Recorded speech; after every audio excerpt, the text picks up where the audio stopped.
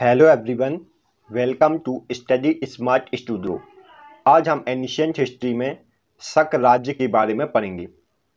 शक राज्य यूनानियों के बाद शकों ने भारत पर आक्रमण किया था। शक मुख्यतः स्कीती जनजाति के लोग थे। हिंदू यवन आक्रमणकारियों के बाद शक भारत पर आक्रमण करते हैं और शक स्कीती जनजाति के लोग थे। शक मूलतः मध्य एशिया के निवासी थे और यह चारागाह की खोज में भारत में आए थे। शक कहाँ के निवासी थे? मध्य एशिया के, और यह चारागाह की खोज में भारत में आए थे।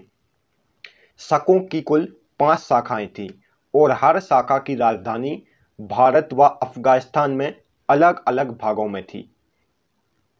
शक को सीतियन भी कहते थे। शक जनजाति के लोगों को सीतियन भी कहा जाता था। जितना मैंने हाईलाइट किया है उतना आपको याद रखना है। शकों की कुल 5 शाखाएं थीं और हर शाखा की राजधानी भारत व अफगानिस्तान में अलग अलग भागों में थी। यह 5 शाखा कौन कौन सी थी? यह है शकों की 5 शाखाएं। एक शाखा तक्षशिला में, दूसरी मथुरा में, तीसरी अफगानिस्तान में, चौथी नासिक में और 5वीं मालवा के क्षेत्र में थी। तक्षशिला और मथुरा के शक को उत्तरी क्षत्रप कहा जाता था। तक्षशिला और मथुरा के शकों को उत्तरी क्षत्रप कहा जाता था, जबकि नासिक और मालवा के शकों को दक्षिणी क्षत्रप कहा जाता था। हमें अफगानिस्तान वाली शाखा को नहीं पढ़ना है, सिर्फ तक्षशिला, मथुरा, नासिक और मालवा के शकों को हम देखेंगे। सबसे पहले हम तक्षशिला के शकों को देखेंगे। तक्षशिला के शकों का प्रथम राजा माउस माना जाता है। इसका शासनकाल 22 से 05 ईसा पूर्व के मध्य में था। इसने महाराजाओं का राजा की उपाधि धारण की थी। माउस के बाद एजिस प्रथम शासक बनता है। एजिस प्रथम ने यूथिडेमस वंश के राजाओं को पराजित किया था। एजिस प्रथम के बाद एजिलेसस शासक बनता है। एजिलेजस ने महाराजा की उपाधि धारण की थी और एजिलेजस के बाद अंतिम महान शासक एजेस द्वितीय था। आगे चलकर तक्षशिला के शकों का उन्मूलन हो जाता है। तक्षशिला के शकों का उन्मूलन पहला वंश के शासक गोंडी फर्दनीस द्वारा कर दिया जाता है। इस प्रकार तक्षशिला के शकों का विनाश हो जाता है। अब हम मथुरा के शकों को देखेंगे। मथुरा के शकों का प्रमुख राजा राहुल था। राहुल के बाद उसका पुत्र सूदास शासक बनता है। मथुरा के शक पहले मालवा क्षेत्र में रहते थे, लेकिन 58 ईसा पूर्व में उज्जैन के स्थानीय राजाओं ने शकों को खदेड़ दिया। इस जीत के उपलक्ष्य में उज्जैन के स्थानीय राजाओं ने विक्रम व मालव संवत की शुरुआत की और विक्रमादित्य की उपाधि धारण की। आगे चलकर विक्रमादित्य की उपाधि एक सुप्रसिद्ध उपाधि बन गई। मथुरा के शकों में राहुल और सूदास प्रमुख राजा हुए और यह पहले मालवा क्षेत्र में निवास करते थे, जिसे उज्जैन के स्थानीय राजाओं ने खदेड़ दिया था। अब हम नासिक के शकों को देखते हैं। नासिक के शक मुख्यतः क्षहरात वंश के थे। क्षहरात वंश का प्रथम शासक भूमक को माना जाता है और इसका महत्वपूर्ण शासक नहपान हुआ। नहपान का शासनकाल 119 से 124 ईस्वी के मध्य में था। नहपान ने अपनी राजधानी मिन-नगर को बनाई थी। इसने अपने सिक्कों पर राजा की उपाधि धारण की थी और नहपान के सिक्के जोगल थम्बी से प्राप्त हुए थे। नहपान के सिक्कों पर राजा की उपाधि मिलती है और इसके सिक्के मुख्यतः जोगल थम्बी से प्राप्त हुए हैं। नहपान ने क्षत्रप और महाक्षत्रप की उपाधि भी धारण की थी। नहपान ने क्षत्रप और महाक्षत्रप की उपाधि धारण की थी। क्षत्रप का अर्थ होता है राजा और महाक्षत्रप का अर्थ होता है महाराजा। नहपान गौतमी पुत्र सातकर्णी के समकालीन था। ऐसा कहा जाता है कि गौतमी पुत्र सातकर्णी ने नहपान को पराजित किया था और इसकी हत्या कर दी थी। आपको इतना याद रखना है कि नासिक के शक क्षहरात वंश के थे और इसका प्रमुख शासक भूमक और नहपान था।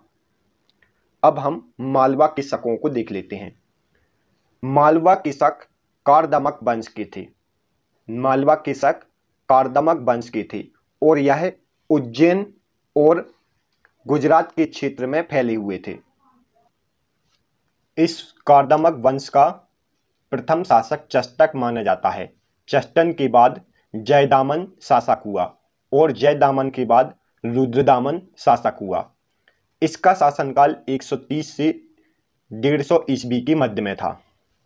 रुद्रदामन ने सुदर्शन झील का निर्माण करवाया था और यह संस्कृत का बहुत बड़ा प्रेमी था।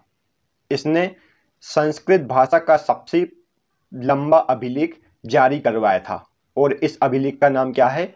जूनागढ़ अभिलेख। रुद्रदामन ने संस्कृत भाषा का सबसे लंबा अभिलेख जारी करवाया था और इस अभिलेख का नाम जूनागढ़ अभिलेख है। रुद्रदामन के बाद रुद्र सिंह तृतीय शासक बनता है। आगे चलकर गुजरात और मालवा के शकों का गुप्त शासकों द्वारा पतन कर दिया जाता है। अब हम जूनागढ़ अभिलेख और सुदर्शन झील के बारे में पढ़ेंगे क्योंकि यह बार बार इनका उल्लेख आता है। जूनागढ़ अभिलेख गुजरात के गिरनार में स्थित है। जूनागढ़ अभिलेख गुजरात के गिरनार में स्थित है। यह शासक रुद्रदामन से संबंधित है। जूनागढ़ अभिलेख शासक रुद्रदामन से संबंधित है और इसमें रुद्रदामन द्वारा सुदर्शन झील का उल्लेख किया गया है। यह विशुद्ध संस्कृत भाषा का सबसे लंबा अभिलेख माना जाता है। जूनागढ़ अभिलेख विशुद्ध संस्कृत भाषा का सबसे लंबा अभिलेख माना जाता है। सुदर्शन झील। सुदर्शन झील भी गुजरात के काठियावाड़ क्षेत्र में स्थित है। इस झील का निर्माण पुष्यगुप्त वैश्य द्वारा करवाया गया था। पुष्यगुप्त वैश्य चंद्रगुप्त के समय गुजरात के प्रांतपति थे। सुदर्शन झील में नहर का निर्माण यवन राजा तुषास्य ने करवाया था।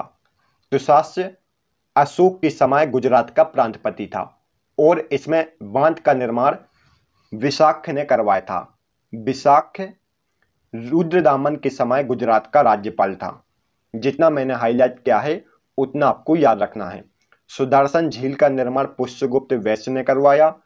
इसमें नहर का निर्माण यवन राजा तुषास्य ने करवाया था और इसमें बांध का निर्माण सुविशाख ने करवाया था।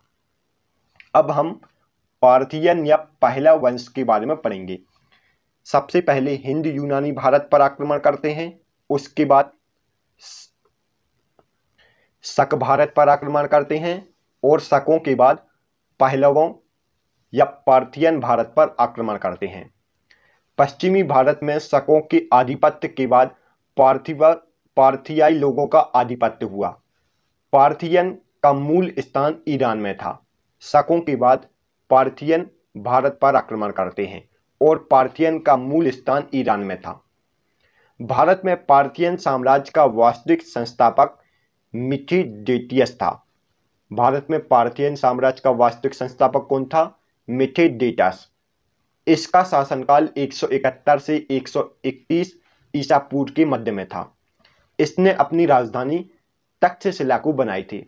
मिथिडेटस प्रथम ने अपनी राजधानी तक्षशिला को बनाई थी। इस वंश का सबसे प्रसिद्ध राजा गोंडीफर्नेस था। गोंडीफर्नेस का शासनकाल 20 से 41 ईस्वी के मध्य में था। इसने खरोष्टी लिपि में तप्तेवही अभिलेख उत्कीर्ण करवाया था।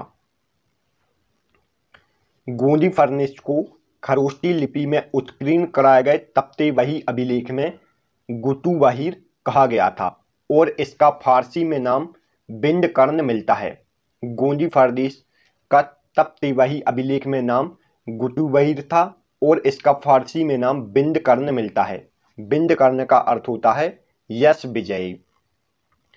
गोंडीफर्नेस के शासनकाल में सेंट थॉमस ईसाई धर्म का प्रचार करने के लिए भारत आया था, लेकिन इसकी तमिलनाडु में हत्या हो जाती है। गोंडीफर्नेस के शासनकाल में सेंट थॉमस ईसाई धर्म का प्रचार करने के लिए भारत आता है, लेकिन इसकी तमिलनाडु में हत्या हो जाती है। इस वंश के राजाओं की राजधानी तक्षशिला और गांधार थी। पार्थियन वंश की राजाओं की राजधानी तक्षशिला और गांधार थी और गोंडुफर्निस के समय राजधानी गांधार थी। इस साम्राज्य का अंत कुषाणों के द्वारा बाद में हो जाता है। पार्थियन साम्राज्य का अंत कुषाणों के द्वारा हो जाता है। नेक्स्ट वीडियो में हम कुषाणों के बारे में पढ़ेंगे। तब तक के लिए गुड बाय। यदि आपको हमारी वीडियो पसंद आई हो तो आप हमारे वीडियो को लाइक और चैनल को सब्सक्राइब जरूर करें। तो मिलते हैं नेक्स्ट वीडियो में।